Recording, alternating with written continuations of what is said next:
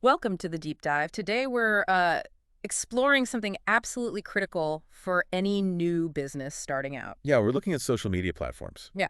specifically how startups can use them for growth, Yeah, thinking about, 2025. exactly. We've gone through a load of articles, research. Basically, the sources for this deep dive are all focused on pinpointing which platforms are really set to make the biggest impact for new businesses trying to scale up fast. And the goal here is pretty simple, really.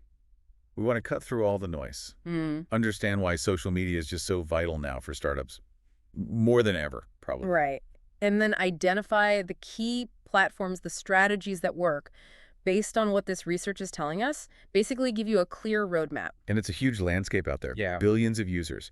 Standing out is tough. It really is. You know, the sources we looked at in exploring how startups can leverage this space, they actually mentioned resources designed to help with that visibility challenge.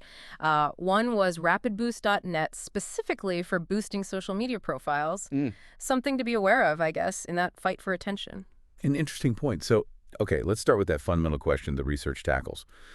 Why is social media basically a startup's secret weapon going into 2025? Well, the scale is just immense. That's the first thing that jumps out from the articles. We're talking over 5 billion people on social Like globally. billion, it's hard to even picture. Right. But it's not just the number. The really key thing, I think, is the engagement. The average person isn't just scrolling one feed. They're active on like 7 different networks every single month. Wow, 7. That density, that spread of attention. Yeah. That's why it's shifted, hasn't it? From Mhm. just being a place to put ads Yeah. to being a genuine launchpad. The research really hammers this home. Yeah. It's direct access to niche audiences. Yep. It's where you build community, get immediate customer feedback, test ideas. It's way more than just promotion. It's like your first sales team, customer support, and R&D lab all rolled into one. Pretty much. It's this multi-tool you need for iterating and growing. Okay, so given all that potential, where does a startup, with limited time, limited cash, where do they actually focus? That's the million-dollar question. And these sources zero in on 5 specific platforms, 5 MVPs, if you like, for startup growth in 2025. MVPs, I like that. So it's not about being everywhere. Definitely not. The core message is that each platform is its own little world. Different culture, different algorithm, different features. What works on one might completely flop on another. So you got to choose smart. Exactly. The buzz? This one feels kind of obvious. TikTok. Yeah, TikTok's dominance in short-form video is undeniable. The research basically calls it a place where breakthrough brands are born now, Born on TikTok, huh? because it can take a brand from totally unknown to viral almost overnight. It's got that potential. And the big reason for that is the algorithm, right? It's different. Totally different. It's discovery-centric. That's the key phrase. It's designed to push compelling content to new people fast. It's not just about who you already follow. Which is huge for a startup with 0 followers. A real chance to get seen. A total game changer. And features tap into that, like branded hashtag challenges. They basically invite users to make content for you. Like Duolingo does, yeah. Exactly. Plus the in-app shopping stuff. It turns those viral videos into actual sales opportunities right there in the app. The sources had an example, didn't they? Some skincare brand. Oh yeah, a sustainable skincare startup. One how-to video hit the For You page, that main feed, and boom, sales surged 2,400% from one video. That's the power. If you can nail the authenticity, the relatability, the speed, TikTok is kind of unmatched for amplifying niche stories and driving that impulse buy. Show, don't just tell. Okay, so massive potential there, but let's shift gears completely. Platform number 2, LinkedIn.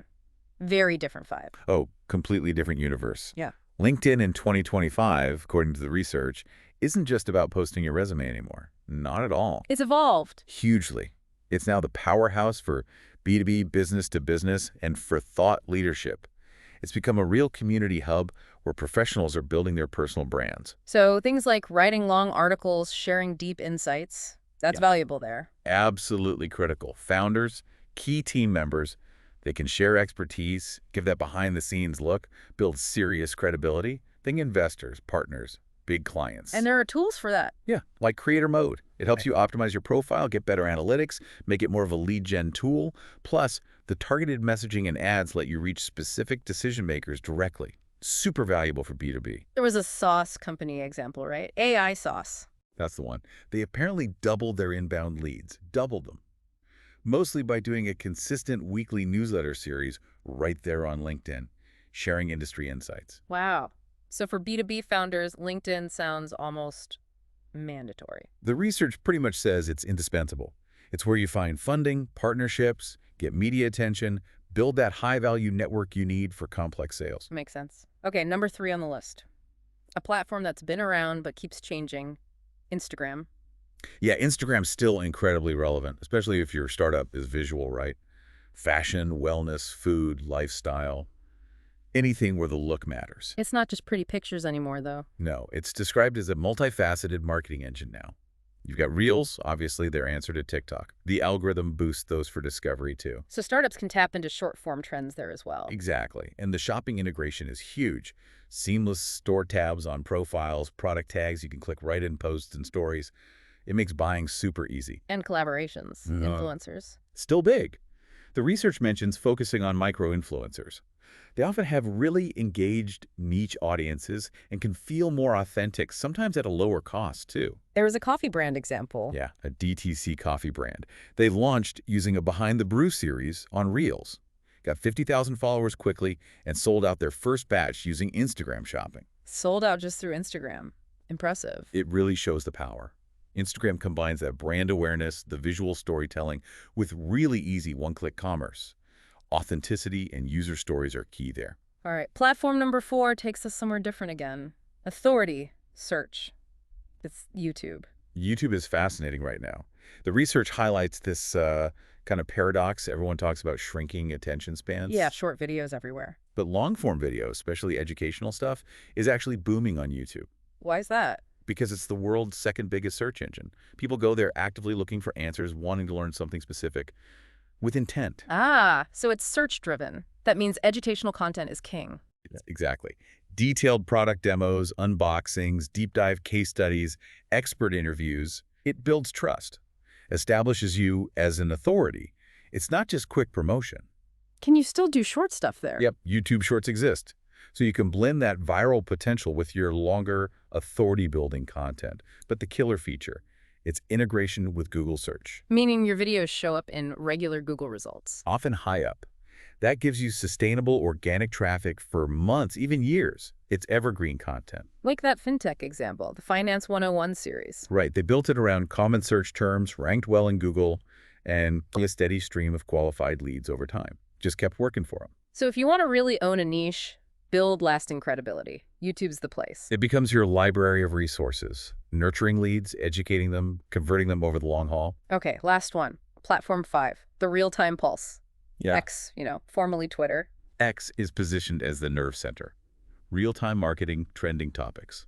If your startup thrives on speed, news cycles, being part of the current conversation, it's crucial.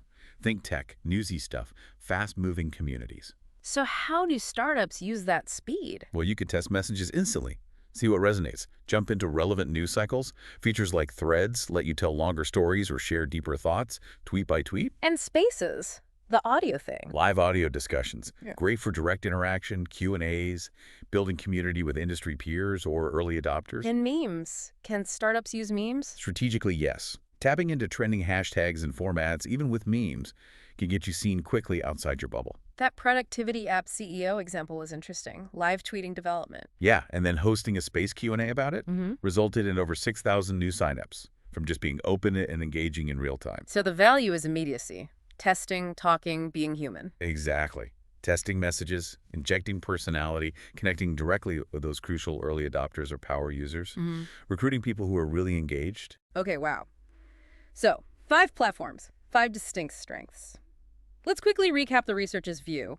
TikTok for that explosive discovery, fun, direct sales. LinkedIn for serious B2B, thought leadership, networking, high-value leads. Instagram for visual brands, e-commerce, lifestyle, that blend of storytelling and shopping. YouTube for building deep authority, explaining complex things, leveraging search for long-term discovery. And X for real-time buzz, testing ideas, joining conversations, community interaction. And the sources are really clear on this. While you might lean towards one based on your business. Like B2B heading to LinkedIn or a fashion brand to Instagram. Right. The real magic often happens when you start combining them smartly.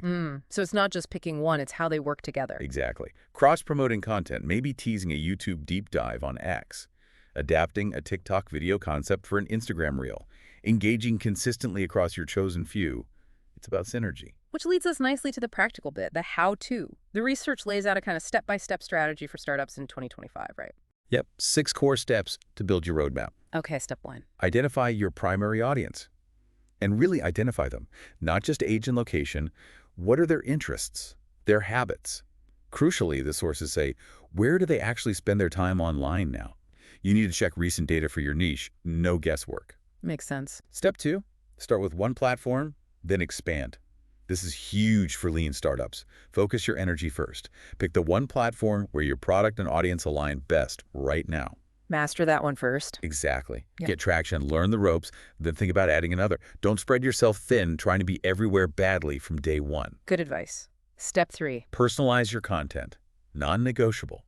You might reuse an idea, but the format, the tone, that had to fit the platform. A dry LinkedIn post won't work as a TikTok.